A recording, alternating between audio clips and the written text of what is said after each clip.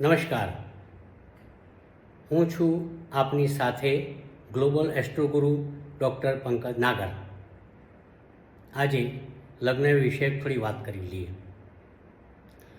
તમારા સંતાનનું લગ્ન કરતાં પહેલાં એક વસ્તુ હંમેશા યાદ રાખજો, જે મેં અહીંયા સ્પષ્ટતાપૂર્વક સમજાવી છે.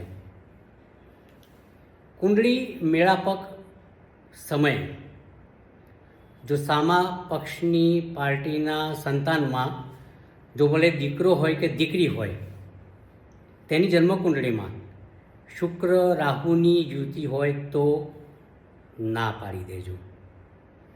પોઈન્ટ નંબર 2, સામેના પક્ષના સંતાનની કુંડળીમાં શનિ મંગળની યુતિ હોય તો સ્પષ્ટ ના પાડી દેજો. સામેના પક્ષના સંતાનની કુંડળીમાં શુક્ર મંગળની યુતિ હોય તો ચારિત્રના પ્રશ્નો ઉપસ્થિત થાય છે, સ્પષ્ટપણે ના પાડી દેજો.